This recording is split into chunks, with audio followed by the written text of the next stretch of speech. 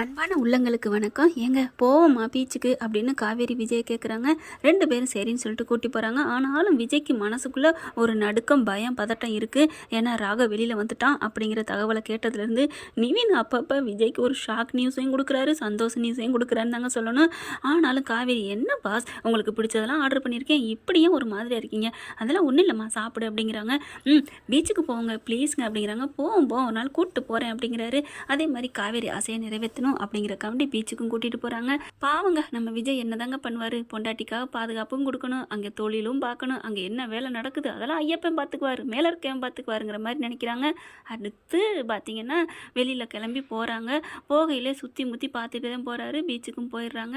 ஆசையா கையை பிடிச்சிட்டு என்னங்க ஒரு மாதிரியா வரீங்க, வாங்க கூல், எதுக்கும் கவலைப்படக்கூடாது அப்படின்னு சொல்லிட்டு வராங்க. என்ன குழந்தை பிறக்க போறதை நினைச்சு கவலைப்படுறீங்களா ஏங்க அப்படிங்கல. ஆமாம்மா கவலை இருக்காதா என்ன, ஒரு தகப்பனா அப்படிங்கல. ஏங்க எல்லாரும் பொண்டாட்டி மாதிரி தான் பயப்படுவாங்க, ஏங்க எனக்கு அப்படி இருக்குமா, நான் உயிரோட வருவேனா அப்படி இப்படின்னு சொல்லுவோம். ஏய் அப்படின்னு வாயை பொத்துறாரு. மாம் சும்மா சொன்னேன் மாம்ஸ் அப்படிங்கிறாங்க. இங்கே பாருங்க, நீங்கள் என்ன வழக்கத்துக்கு மாறா நீங்கள் ஃபீல் பண்ணுறீங்க, என் ஃபீல் எனக்கு இல்லாடி தெரியும் அப்படின்ட்டு போய் உட்காடுறாங்க. சுண்டல் சார் அது இதுன்னு கொடுக்குறாங்க, வாங்கி கொடுக்குறாங்க. அதுக்கப்புறம் போதும் அப்படிங்கிறாரு.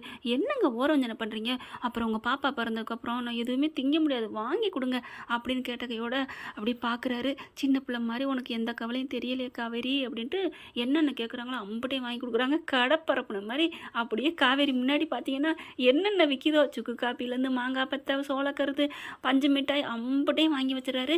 அடுத்து பார்த்தீங்கன்னா ஒரு குதிரை பொம்மை, ஒரு மோளம் கட்டுற மாதிரி சின்னதாக எல்லாம் எதாவது இருக்கோ அம்பட்டையும் வாங்குறாரு. பாஸ் இதெல்லாம் எதுக்கு, இதை நான் திங்க மாட்டேன், நீ திங்க மாட்டேன், பாப்பா பிறந்ததுக்கப்புறம் அடையாளமாக இதை வாங்கி கொடுக்கணும்ல, உனக்காக வாங்கி வச்சேன்னு நான் சொல்லணும்ல. ஓ சூப்பர், கொடுங்க கொடுங்க அப்படின்னு அதையும் முன்னாடி வைக்கிறாங்க. ஆசையாக சாப்பிட்றாங்க. எடுத்து ஒன்றா திங்கிறாங்க. பார்த்தா எல்லாத்தையும் அடுக்கி வச்சுறாங்களா.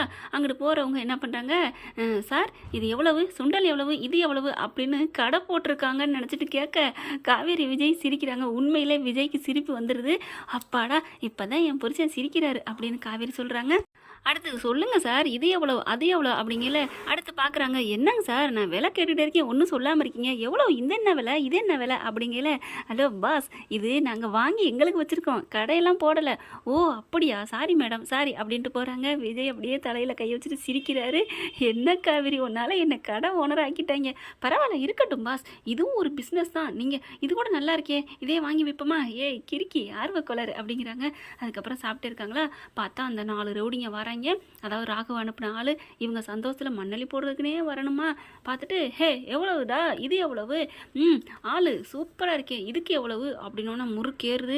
அவருக்கு தெரியுது விஜய்க்கு இவங்க அவன் அனுப்பின ஆளாக தான் இருக்கணும் அப்படின்ட்டு. இங்கே பாரு மரியாதையாக போயிரு அப்படிங்கிறாங்க. பாஸ் விடுங்க அவங்க வாட்டு கேட்டு போட்டோம் அப்படின்னு காவேரி சொல்ல. நீ சும்மா இரு காவேரிங்கிறாங்க. ஆனால் என்ன பண்ணாங்க, அவங்க பொருள் எல்லாத்துலேயும் அப்படி காலை தட்டி விட்டு மண்ணள்ளி கொட்டி விட்றாங்க. செம்ம காண்டாகுது. இருந்தாலும் காவேரி விடுங்க மாமா விட்டுருங்க அப்படிங்கிறாங்க. அப்படியே செம்ம அப்படியே அடக்கிக்கிறாரு. அதுக்கப்புறம் சரி வா நம்ம போவோம் அப்படின்னு எந்திரிச்சு 2 பேரும் போகிறாங்களா. போகையில் பார்க்குறாங்க 2 பேரும். என்னங்கடா பொட்டை பையன் மாதிரி போயிட்டே இருக்கிற அப்படிங்கிற கோவம் வருது. அடக்குறாரு. மாமா நீங்கள் ஏன் பேசாமல் போகிறீங்க, அவங்கள சும்மா விடக்கூடாது, ஏதோ மண்ணள்ளி போட்டாங்க போயிட்டு போகிறாங்கன்னு விட்டா ரொம்ப பேசுகிறாங்க, உங்களை பார்த்து எப்படி அந்த ஒரு வார்த்தை சொல்ல போச்சு, அட்டிங்க மாமா அட்டிங்க அப்படிங்கிறாங்க காவேரி. வேணாம் காவேரி, ஏன்னா அவருக்கு தெரியுது சண்டை வரக்கூடாதுன்னு. ஆனாலும் மறுபடியும் வந்து என்னடா முறைக்கிறேன்னு தோள்பட்டையில் கையை வைக்க சும்மா இருக்குமா என்ன, சிங்கத்தை சீறி விட்டுறாங்க. அட்டி பின்னி எடுக்கிறாருங்க. அடிச்சு நொறுக்கிறாரு, அடிச்சு காப்பாத்துறாரு. அவங்களாம் அலறி அடிச்சுட்டு ஓடிடுறாங்க. என் மாமாவா கொக்கா, அதனால தான் அடின்னு சொன்னேன். அடி பாவி உனக்கு பயமே இல்லை, எனக்கு என்னங்க பயம், நீங்கள் ராஜா விட்டு கண்ணுக்குட்டி, அடியே போதுண்டி அப்படின்னு சொல்லிட்டு 2 பேரும் வராங்க. சரி கிளம்புவோம், போதுமாம்மா எனக்கு ஆசை தீர வந்தாச்சு, கொஞ்சம் தண்ணியிலே நடப்போமா அப்படிங்கிறாங்க. தண்ணியில் போய் நடக்கிறாங்க. அதுக்கப்புறம் அப்படியே ஒரு மாதிரி விண்வெளியை பார்க்குறாரு. அப்படியே கையை தூக்கிக்கிட்டு 2 பேரும் அழகாக ஜாலியாக கையை கொடுத்துட்டு அவ்வளோ ஹாப்பினஸாக வராங்க. மாமா எனக்கு எவ்வளோ சந்தோஷமாக இருக்குது தெரியுமா, அப்படியே வானத்தில் பறக்கணும் போல இருக்குது. இப்போ கூட இந்த உயிர் என்னை விட்டு போனாலும் எனக்கு கவலையே இல்லை. ஏய் வாயை மூடு, இந்த உயிர் இருக்கிற வரைக்கும் உன் உயிர் என் உயிர் ஒன்றுடி, இந்த உலகம் முழுக்க நம்ம நல்லா வாழணும்னு தெரியணும் அப்படிங்கிறாங்க. அப்படியே கட்டிக்கிறாங்க தோளில் சாஞ்சுக்கிட்டு. அதுக்கப்புறம் வா அப்படின்னு கூட்டிகிட்டு போகிறாங்க. காரில் போயிட்டுருக்காரு. போகிற வழியிலே மாமா தண்ணி தவிக்குது அப்படிங்கிறாங்க. இரு அப்படின்னு பார்க்குறாரு. தண்ணி பாட்டில தண்ணி இல்ல. சரி இரு நான் போய் வாங்கிட்டு வரேன் அப்படின்னு நிப்பாட்டிட்டு தண்ணி எடுக்க போகிறாங்க. ஆனால் அந்த ரவுடிங்க பின்னாடியே ஃபாலோ பண்ணிட்டு வராங்க. கரெக்டாக பார்க்குறாங்க. டேய் அவர் தலைவர் சொன்ன மாதிரி அதை எடுத்து வாயில் வைடா அப்படின்ட்டு ரெடியாக வச்சுட்டு இருக்காங்க கரிச்சிப்ப.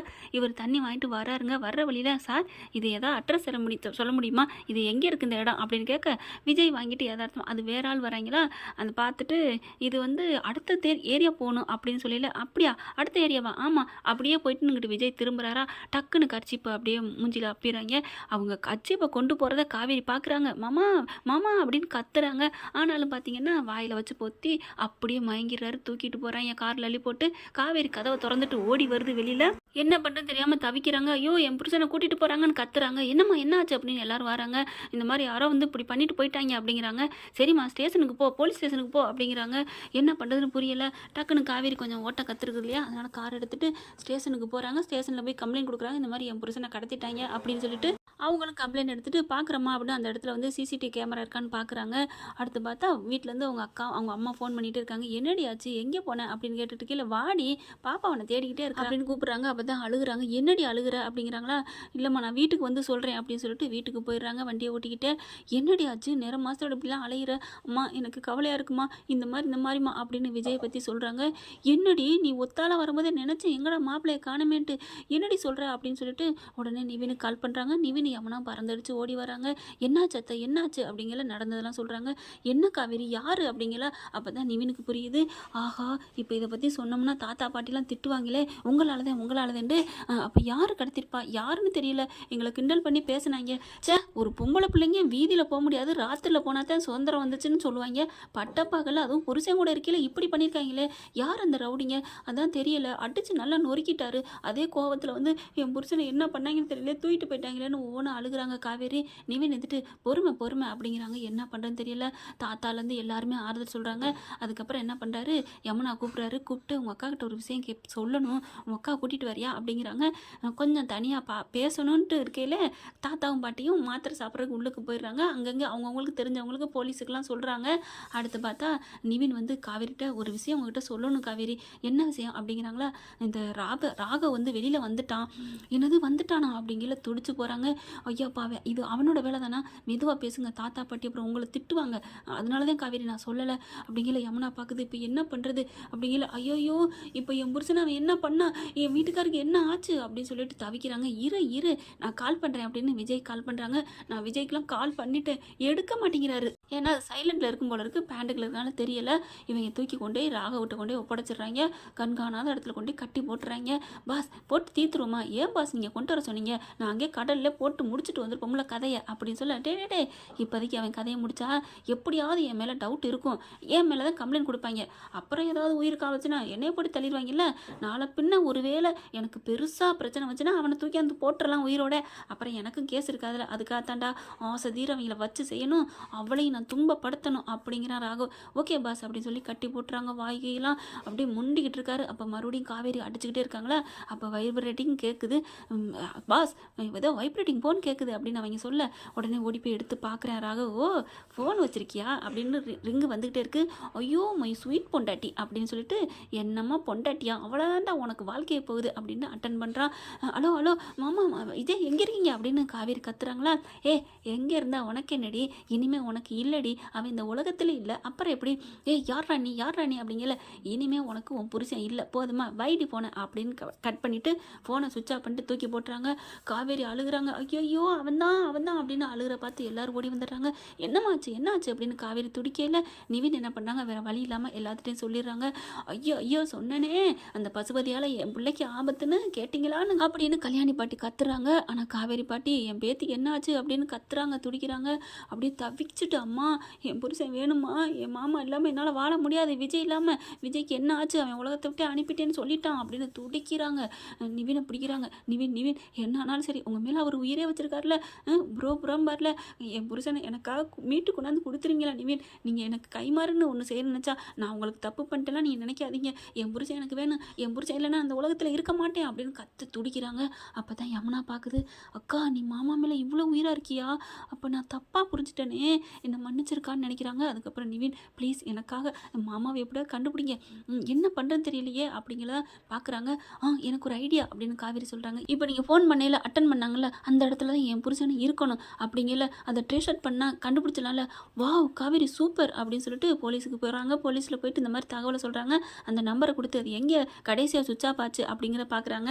இது தெரியாத ராகவ் பேசாமல் அங்கேயே அந்த ஃபோனை தூக்கி போட்டு இருந்துட்டு இருக்கான். கண்ணுங்கருத்துமா பார்த்துக்கங்கடா, நான் அப்புறமா வந்து பார்க்குறேன் அப்படின்னு சொல்லிட்டு கிட்டக்க போய் பார்க்குற மயங்கி கிடக்குறாரு. விஜய் போட்டு சப்பு சப்புன்னு அடிக்கிறான். உன்னை இந்த அடியோடு விட மாட்டேன்டா, உங்களுக்கு இருக்குடா, உங்கள் குடும்பத்தை உண்டு இல்லைன்னு பண்ணாமல் விட மாட்டேன், எங்களையே கடத்துவீங்களா, என் அப்பாவே உன் பொண்டாட்டி காலில் எல்லார் காலையும் விழுக வைப்ப, அன்னைக்கு முடிவு பண்ணண்டா உன்னை காலில் விழுக வைக்கணுண்டு அப்படின்னு ராகவ் பேசிட்டு வெளியில் வரான்.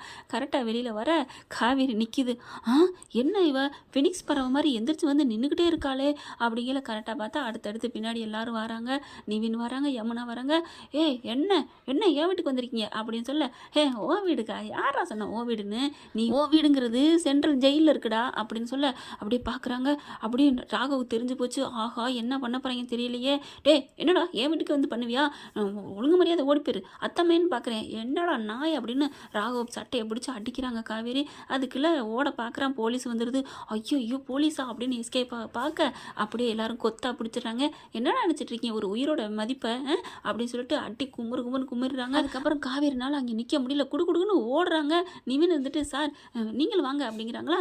அந்த அந்த ராகவை இறுக்கி 4 போலீஸ் பிடிச்சிக்கிறாங்க. மீதி போலீஸ்லாம் ஓடுறாங்க உள்ளுக்குள்ளே. அங்கே ரெவடிஸ் இருக்காங்க. ரெவடிஸை துப்பாக்கி மேலே ஒரு சூடு சுட்டோன்னே அம்புட்டு ஓடுறாங்க. அம்புட்டு பேத்தையும் அள்ளி வளைச்சி பிடிச்சிடுறாங்க. அடுத்து பார்த்தா அங்கே அப்படியே மயங்கின நிலையில் கிடக்கிறாரு விஜய். ஓடி போய் கட்டி பிடிச்சிக்கிறாங்க. விஜய் அப்படின்னு சொல்லிட்டு பார்த்தா அப்படியே கத்தி துடிக்கிறாங்க. விஜய் உங்களுக்கு ஒன்றும் இல்லை, விஜய் உங்களுக்கு ஒன்றும் ஆகாது, தூக்குங்க நிவின் ப்ளீஸ் தூக்குங்க அப்படிங்கிறாங்க. விஜயும் தூக்கிடுறாங்க. இந்த வீடியோ உங்களுக்கு பிடிச்சிருந்தா தயவு செய்து லைக் பண்ணுங்க. இன்னும் அப்டேட்ஸ்க்காக சேனலை சப்ஸ்கிரைப் பண்ண மறக்காதீங்க. நம்ம கிட்ட இருக்க எல்லா சேனல்ஸோட லேட்டஸ்ட் வீடியோ அப்டேட்ஸ்க்காக மேல ரைட் சைடுல காட்டுற லிங்கை கிளிக் பண்ணி வாட்ஸ்அப் குரூப்ல ஜாயின் பண்ணுங்க. உங்களிடம் விடைபெறுவது நான் உங்கள் மெஹர்.